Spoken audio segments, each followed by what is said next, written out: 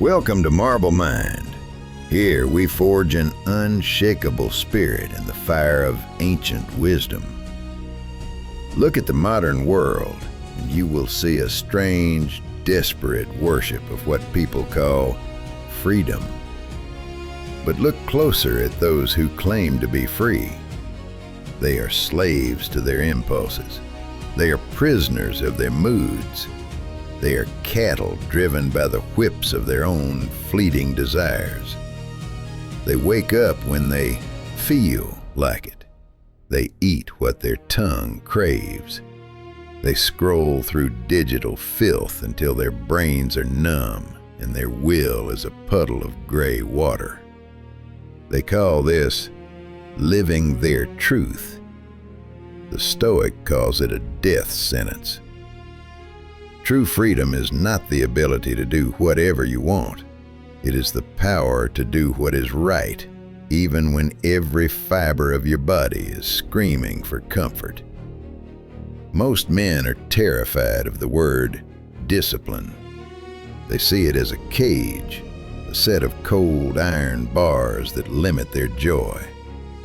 They do not realize that the cage is actually a suit of armor, and the world outside that armor is a chaotic battlefield where the weak are slaughtered by their own inconsistencies. Without discipline, you are not a man. You are a leaf in a hurricane, convinced you are flying when you are merely being torn apart. In this session, we will dismantle the lie that discipline is slavery. We will build the philosophy of self-dominion. We will look at the lives of men like Cato the Younger, who marched through the burning sands of Africa, refusing to drink a drop of water until every one of his soldiers had been served. We will study the journals of Marcus Aurelius, who forced himself to rise at dawn to serve a world he often found repulsive. We will listen to Epictetus, who taught that no man is free who is not master of himself. Discipline is the fire that tempers the iron of your intent into the steel of your reality. Without it, you are nothing but potential, a ghost of a man who could have been great, but chose to be comfortable instead. We are here to reclaim your throne. We are here to establish a dictatorship of the reason over the animal. This is not about being productive for the sake of a corporation. This is about being sovereign for the sake of your own soul. Prepare to strip away the soft illusions of the modern age. The path to the marble mind is narrow, steep, and paved with the sacrifices of the ego.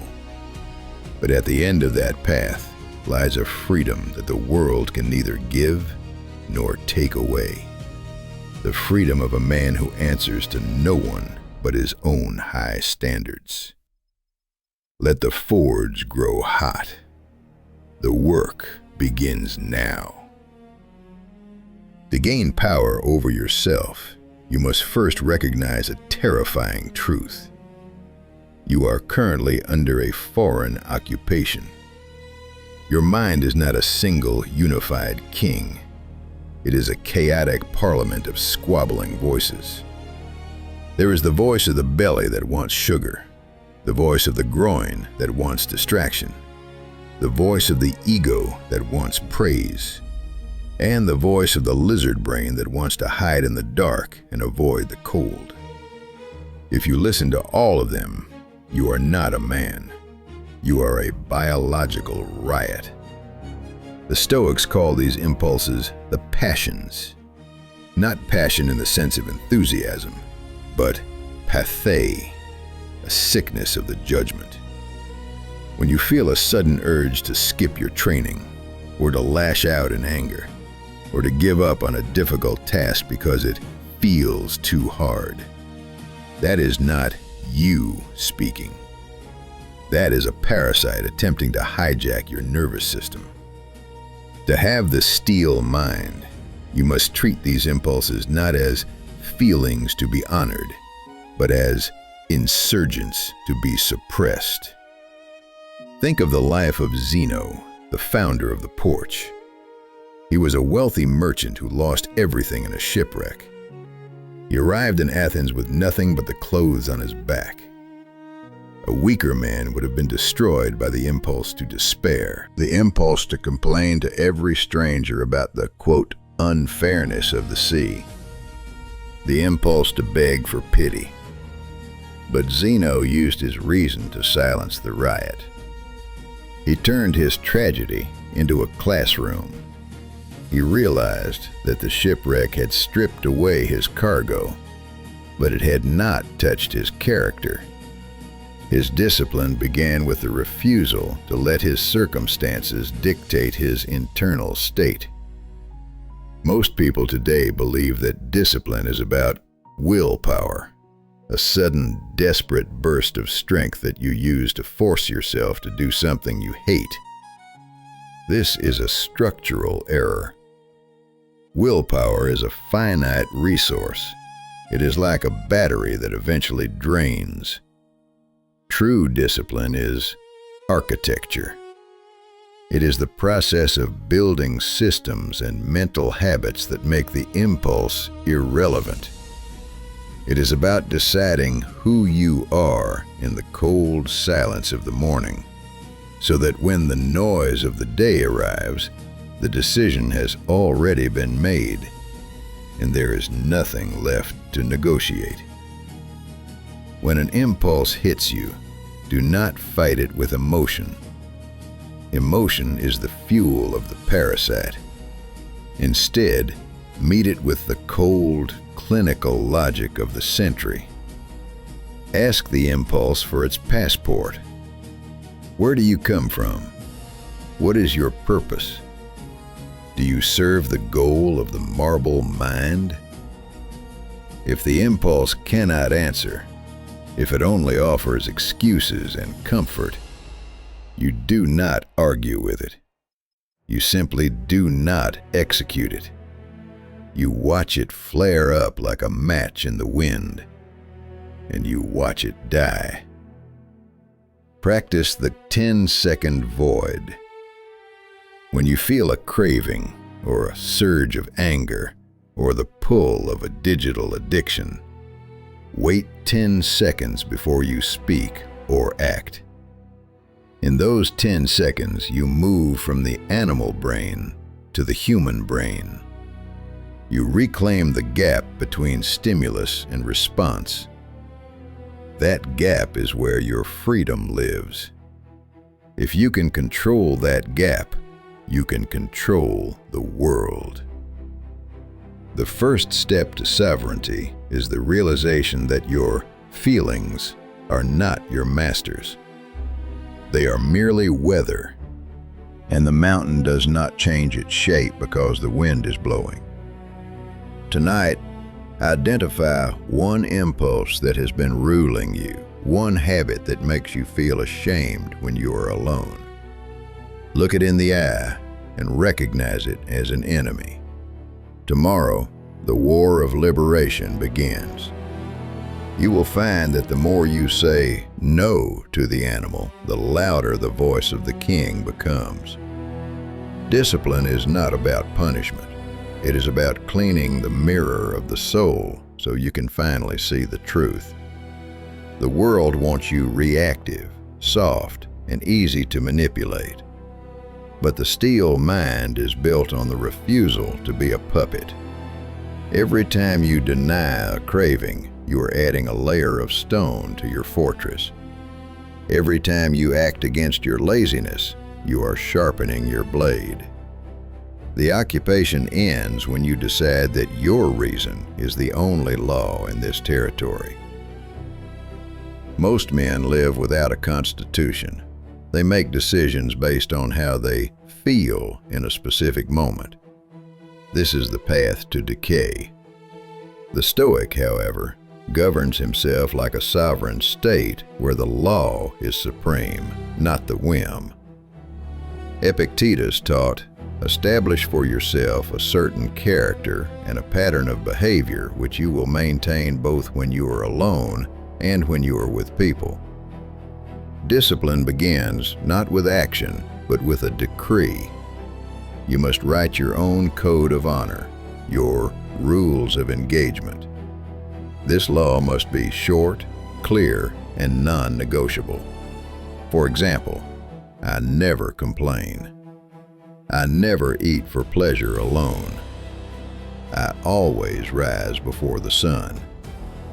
The moment the law is passed, the discussion is over. From that second forward, you are not choosing what to do. You are simply executing the sentence you have passed upon yourself. Look at the life of Cato the Younger. He was the living embodiment of the internal law. In a Rome drowning in luxury and corruption, he walked barefoot and wore the simplest clothes, even when he held high office. Why? To train his will to be independent of comfort and public opinion. He established a law for himself. True greatness requires no ornaments. When the civil wars came, Cato was the only man who could not be bought or intimidated because he already answered to a more severe master, his own reason. Your internal law is your armor. When the world offers you the easy path, your law says no. When your body begs for mercy, the law says continue.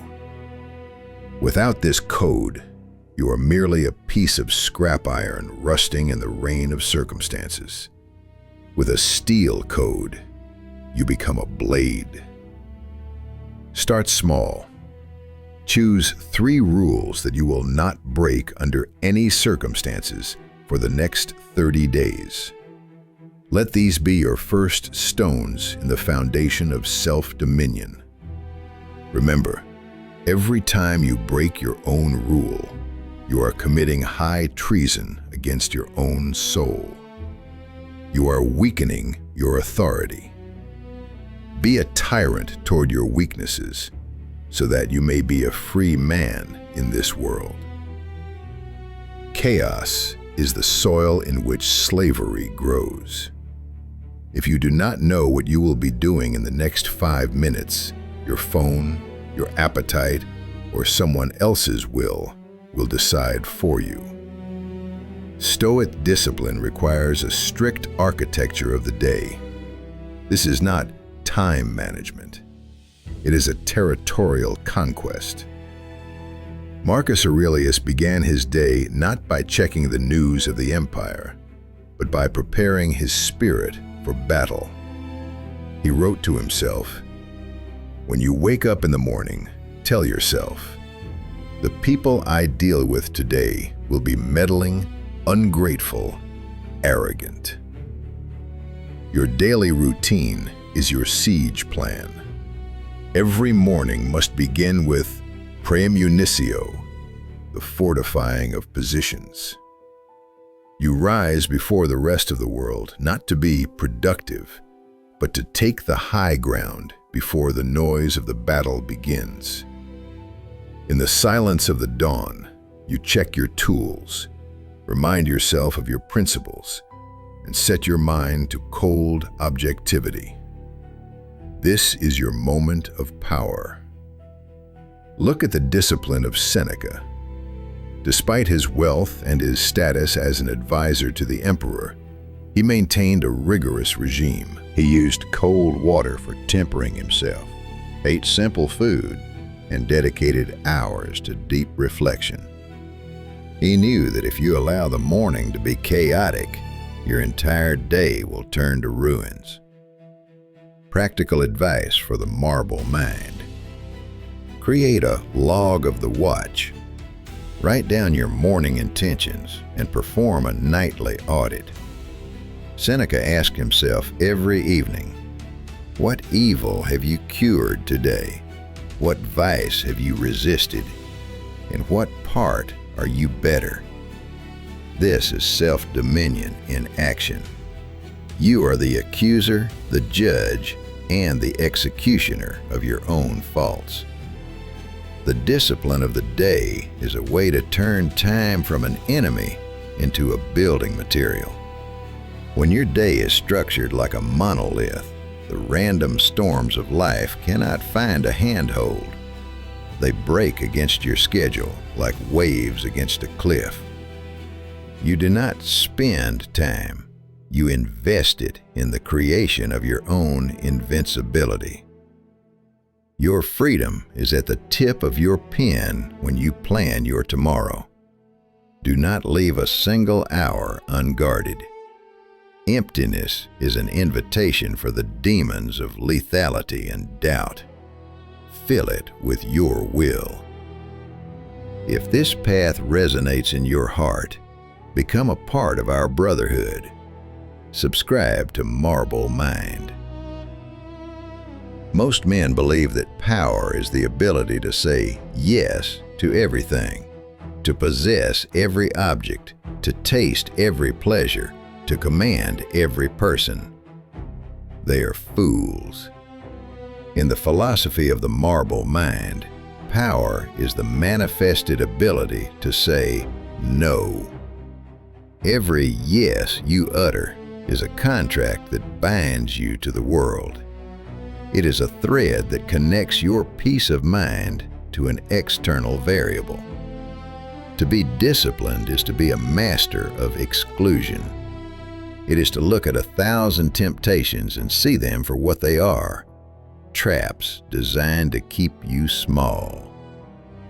Epictetus taught his students that the most important word in a man's vocabulary is refuse. Refuse the gossip that rots the intellect. Refuse the luxury that makes the body soft. Refuse the comfort that kills the ambition. He understood that our attention is a sacred gold that we must not squander on the trivial. When you say no to a distraction, you are saying yes to your own sovereignty. You are building a wall around your focus, and behind that wall, your spirit grows dense. Think of the Stoic concept of ascesis. In the modern world, this is often mistaken for self-punishment, but for the ancients, it was training. It was the process of intentionally rejecting pleasures so that the pleasures would lose their power over you. Seneca once wrote, "It is a great man who uses earthenware as if it were silver, but he is equally great who uses silver as if it were earthenware." He was describing a man who had practiced no so thoroughly that he could live in a palace without becoming a slave to the silk sheets. He was the master of his environment, not its victim. Practice the ruthless audit of desires. Look at the things you think you need: the digital notifications, the dopamine hits of social media, the expensive meals, the constant social validation. Ask yourself, if I said no to this forever, would my reason still be intact? The answer is always yes. Every time you consciously decline a pleasure, you are performing a rep in the gym of the soul.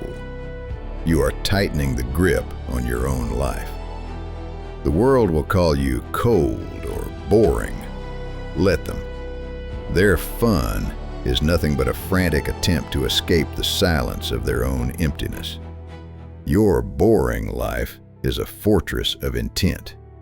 By saying no to the noise, you create a space where the truth can finally speak.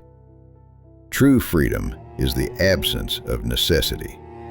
The man who needs the least is the man who owns the most of himself. The body is a lazy animal. It wants heat when it is cold. It wants rest when it is tired. And it wants safety when there is work to be done. If you allow the body to be the captain of your ship, you will spend your entire life hugging the shore, never seeing the deep ocean of your potential. To the Stoic, the body is a tool, an instrument that must be tuned and tempered. Discipline is the process of teaching the flesh that the mind is the supreme authority. Consider the discipline of the great Stoic teacher Musonius Rufus. He believed that a man should train his body not for the sake of vanity, but to make it a better servant to the reason. He advocated for simple food, cold water, and physical labor. He knew that a soft body creates a soft mind. When the flesh is pampered, the spirit becomes a hostage to comfort. When the flesh is challenged, the spirit is liberated. You must learn to welcome the burn. When your muscles ache, or your eyes grow heavy, or your stomach growls, that is the moment the training begins. Most people stop at the first sign of discomfort. The man of marble begins his work at that sign. This is the threshold of sovereignty. By pushing through the physical protest, you are rewriting the code of your nervous system. You are teaching your brain that "I can't" is a lie told by the animal brain to keep you safe and mediocre. Practical advice: practice voluntary discomfort. Take the stairs instead of the elevator. Walk in the rain without an umbrella. Sleep without a pillow once a week. These are not acts of self-torture. They are strategic exercises in immunity. You are proving to yourself that the external environment has no power over your internal state. You are hardening the iron into steel. When the body screams for mercy, you must respond with a cold, objective silence. You do not argue with your fatigue, you simply ignore it. You are the architect, and the body is the brick. The brick does not decide how the house is built. The architect does. If the brick is cracked, the architect replaces it or strengthens it, but he never abandons the design. By conquering the friction of the flesh, you develop a terrifying kind of confidence. You realize that as long as your mind is intact, there is no environment that can break you. You have established a dictatorship over your biology. You have become the master of the temple. And in that mastery, you find a peace that no luxury could ever provide.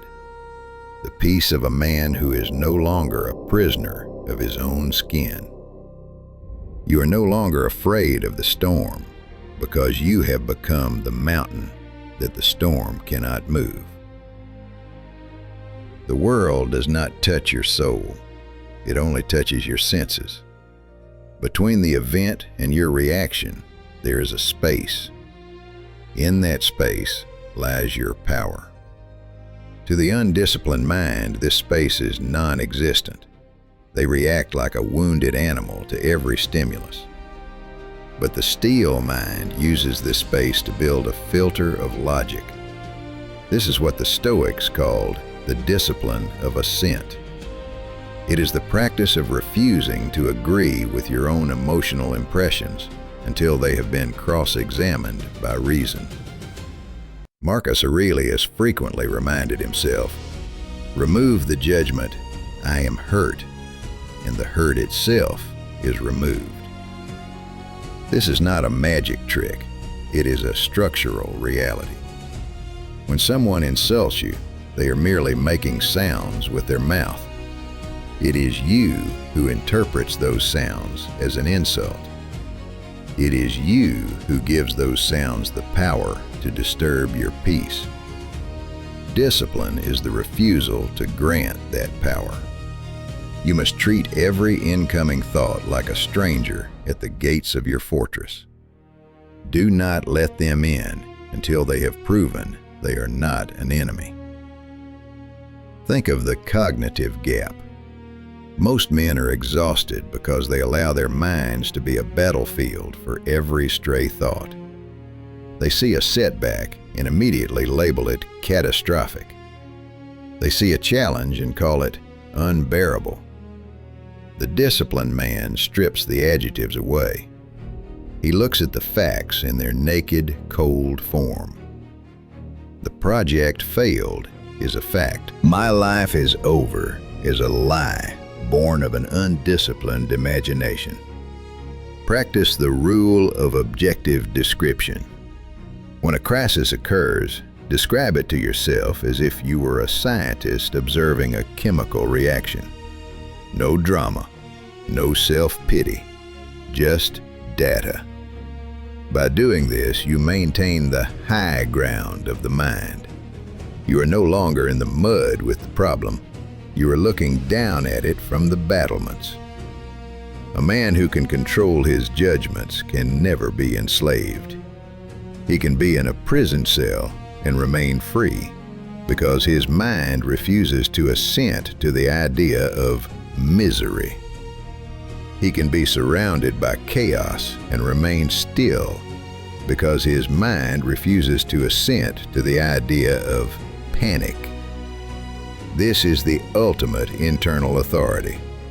You are the judge of your own reality, and your verdict is final. There is no greater threat to your discipline than the opinion of the many. The crowd is a liquid. It is soft, it is fluctuating, and it seeks to dissolve everything it touches. To be disciplined is to be a solid in a world of liquids. It is to have an internal anchor that holds you steady when the tide of public opinion tries to sweep you away. Most men are terrified of being the outcast. They sacrifice their principles, their time, and their souls just to avoid the cold look of the herd. The Stoic Cato the Younger was famous for his total indifference to the mockery of the Roman elite. He would walk through the streets in unconventional clothing, deliberately inviting their laughter. Why? Because he was training his social muscle. He wanted to prove to himself that as long as he was acting in accordance with virtue, the laughter of fools could not touch him. He knew that if you are afraid of being laughed at, you are a slave to every idiot in the room. To have power over yourself, you must kill the social parasite within you. This is the part of you that constantly asks, what will they think? How do I look? Am I being accepted? This parasite is a leak in your fortress. It drains your energy and makes your discipline performative. If you only work hard when people are watching, you aren't disciplined. You are a performer. True discipline is what you do in the dark, when there is no one to applaud and no one to impress. Practice intentional nonconformity. Occasionally do something that is harmless but socially awkward. Wear something simple when others are dressed up. Speak the truth when others are whispering comfortable lies. Feel the heat of the social pressure and remain still. Watch the crowd's reaction as if it were a distant storm on another continent. It has no power to move your stone. When you stop caring about the applause, you gain a terrifying kind of freedom. You can no longer be blackmailed by your reputation. You can no longer be manipulated by likes or nods. You become a monolith. People may respect you, or they may hate you, but they will all realize one thing: they cannot move you. You are your own master, and your approval is the only one you seek. The crowd is the wind. You are the mountain. Let them howl. Success is a greater test of character than failure. While failure demands endurance, success demands a cold, razor-sharp vigilance. Most men, when they achieve a victory, allow their discipline to dissolve. They soften. They begin to believe their own myth. They think the storm has passed forever, so they dismantle their walls and let the fire in the hearth go out. This is the moment of greatest danger. The moment the golden chains of luxury and pride begin to tighten. Seneca, who lived among the wealthiest and most powerful in Rome, warned that prosperity is unstable. If your discipline depends on being hungry or desperate, it is not true discipline. It is merely a reaction to necessity. The steel mind maintains the same rigor in a palace as it does in a shack. You must treat success like a guest who will leave tomorrow. Do not let it sit in the emperor's chair. Practice prosperity fasting. In the midst of your success, intentionally live as if you have lost everything. Spend a weekend eating only basic food. Sleep on the floor. Disconnect from the digital noise. Ask yourself, is this the condition I so feared? By doing this, you keep your edge. You remind your ego that your power comes from the internal stone, not the external gold. When you are no longer afraid of losing your success, you are the only one who truly owns it. True power over yourself means being the master of your own good fortune. Do not let your wins make you loud. Do not let your achievements make you arrogant. A mountain does not grow taller because the sun shines on it. It remains the mountain. Keep your routines. Keep your silence.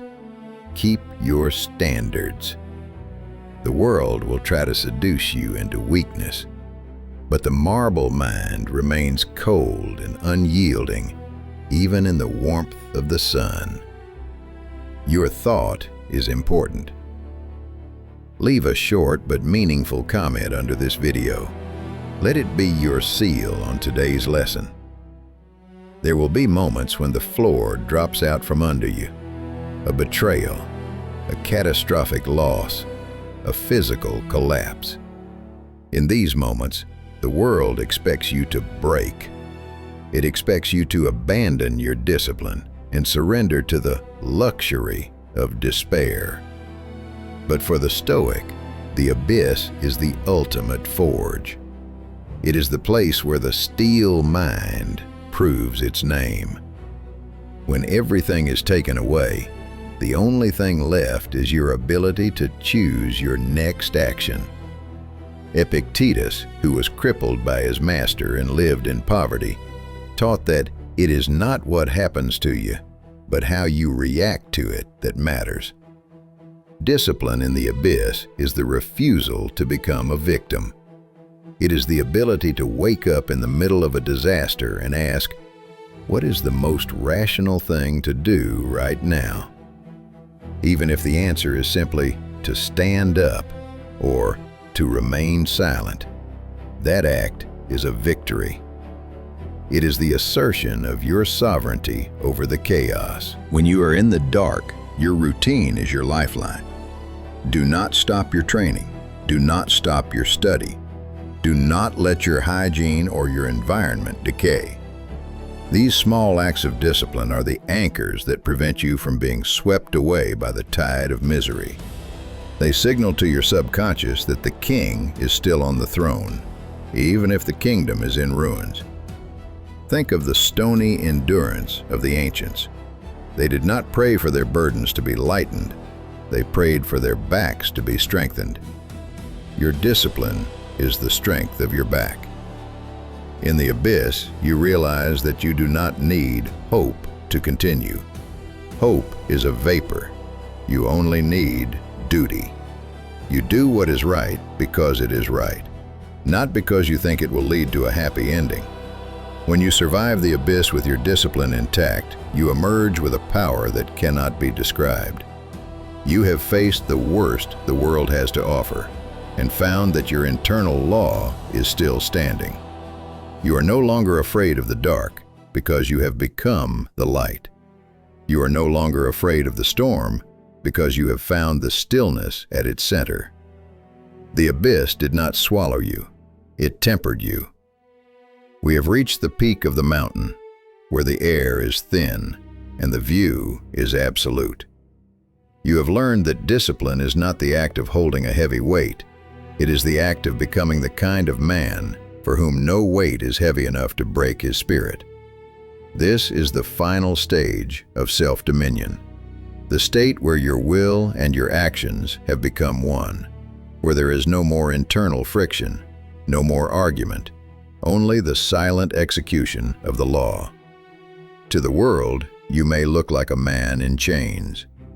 You wake at the same hour, you eat the same simple food, you refuse the easy pleasures, and you walk the hard path without a word of complaint. They see a slave to a routine, but they are blind to the reality. You are the only free man in the room, because you are the only one who has chosen his own boundaries. The man who has no boundaries is not free. He is a gas, expanding until he vanishes into nothingness. But the man of marble is a solid. He has edges, he has limits, and because he has limits, he has power. Marcus Aurelius, in the final hours of his life, did not look for comfort. He did not ask for a reprieve from the gods. He looked at his death with the same discipline he had used to rule the world. He saw it as a natural process, a final duty to be performed with dignity. He was not a victim of death. He was its observer. This is the ultimate freedom, to be able to look at your own end and not blink, because you know that you have already conquered the only thing that could ever truly hurt you, your own weakness. As you move forward from this forge, do not speak of your discipline. Do not boast of your vlast nad saboi. Let the world see it in the way you stand, in the way you listen, and in the way you remain still while everything around you is screaming. You are no longer a part of the crowd. You are the exception. You are the one who does not break, because you have already broken the parts of yourself that were brittle. Keep the fire burning. Keep the stone cold. Your discipline is not a task. It is your sanctuary. It is the only thing that stands between you and the abyss of the mediocre. Guard it with your life, and it will give you a life worth guarding. The forge is silent now. The iron has cooled, and the blade is sharp. We have deconstructed the lie of modern freedom and built in its place the monument of sovereignty. You have seen that the impulses you once followed were nothing but chains, and the discipline you once feared is the only key to the lock. You are no longer a puppet of your chemistry or a servant to the opinions of fools. You are the architect of your own character and the judge of your own soul. The path of the marble mind is not an easy one. It is a life of constant vigilance, a life of choosing the hard no over the easy yes. But the reward is a peace that the world cannot understand. It is the peace of the mountain, the peace of the deep ocean, the peace of the man who knows that he is, finally, his own master. Go out into the world today and test your steel. When the impulse to be lazy arises, silence it. When the desire for approval speaks, ignore it. When the body begs for comfort, move forward. You do not need the world to be different. You only need to be the king of your own skin. The storm will come, the fire will burn, and the years will pass. But the stone remains. You have the power. You have the law. And now you have the authority. Hold the line. Stay cold. And never surrender the throne to the animal within. This is Marble Mind.